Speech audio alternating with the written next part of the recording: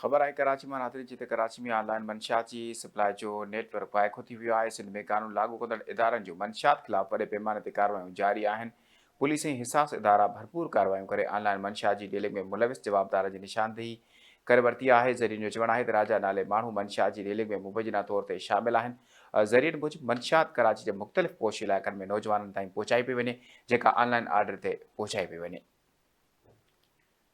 कराची में ऑनलाइन मंशियात जी सप्लाई जो नेटवर्क वाइको थी वियो आहे। सिंध में कानून लागू कंदड़ इदारनि जूं मंशियात ख़िलाफ़ वॾे पैमाने ते कार्रवायूं जारी आहिनि। पुलिस ऐं हिसास इदारा भरपूर कार्रवायूं करे ऑनलाइन मंशियात जी डीलिंग में मुलविस जवाबदार जी निशानदेही करे वरिती आहे। इन जा वधीक तस्वीर वठंदासीं कराची मां धरती थी विझे रिपोर्टर ज़हीर शेख खां। जी ज़हीर, कहिड़ा तफ़सील आहिनि?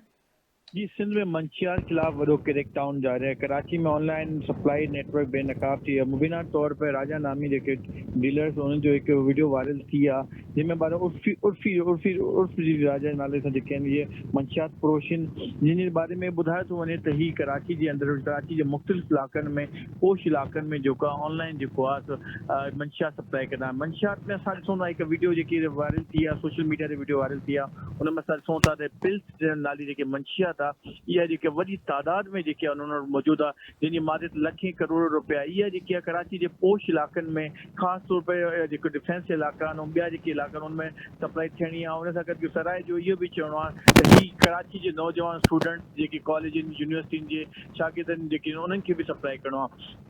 कराची खां मतिलबु हिन टाइम ते पुलिस सिंध पुलिस में जेको आहे वॾे पैमाने ते मंशियात जे ख़िलाफ़ क्रैकडाउन जारी आहे। आई जी सिंध जेको आहे मंशियात मुलविस हुजण ते जेको आहे कराची जे खोड़ अफ़सरनि खे ऐं एहलकारनि खे जेको आहे ॿी कंपनी मुंतकिल कयो आहे, उन्हनि जी कार्रवाई जारी। हीअ हिकु वॾो सवालिया निशान आहे। एॾी वॾी तादाद में असां ॾिसूं था त काटन जे अंदरि जेको आहे इहो मंशियात मौजूदु आहे, जेकी कराची जे मुख़्तलिफ़ इलाइक़नि में अॼु असां चई सघूं था त हज़ारनि माण्हुनि ताईं इहा पहुचाई वेंदी। ऐं ॿुधाए ज़रा इहो बि ॿुधाए थो त इहा जेको आहे ऑनलाइन जेको सप्लाई जेको आहे कई वेंदी। इहा वधीक त जेको मंशियात फरोश आहिनि उहो कराची जे अंदरि जेको आहे हिन टाइम ते जेको आहे राइडर जे थ्रू जेको आहे मंशियात सप्लाई कनि था। ऐं हीअ लॻे ईअं तो पिल्स जेके बज़ार लॻे नज़र ईंदी अचे त हीअ पिल्स आहे जेकी डांसिंग पिल्स जे नाले सां मशहूरु आहे। हीअ जेको आहे नौजवान नस्ल खे तबाह कंदी आहे ऐं हिनखे जेको आहे मुख़्तलिफ़ जेको आहे शागिर्दनि खे स्टूडेंट्स खे ऐं जेको आहे कराची जे पोश इलाइक़नि में हज़ारनि माण्हुनि ताईं जेको आहे इन्हनि खे पहुचाइणो। हसास इदारनि खे खपे त इन्हनि जे ख़िलाफ़ सख़्तु कार्रवाई कई वञे, जीअं इहे हज़ारनि जी तादाद में जेकी आहिनि मंशियात आहे इहे आम शहरनि नौजवाननि ताईं न पहुची सघे ऐं मुल्ज़िमान खे गिरफ़्तार कयो वञे।